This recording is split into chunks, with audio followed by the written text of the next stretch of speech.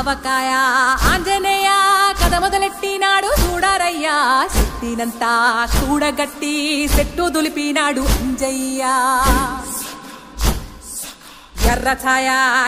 ఛాయ కోతి అవతార వెంటమాయ కత్తి సేత పట్టకుండా కాయ కోసినాడు కపిలయ్యా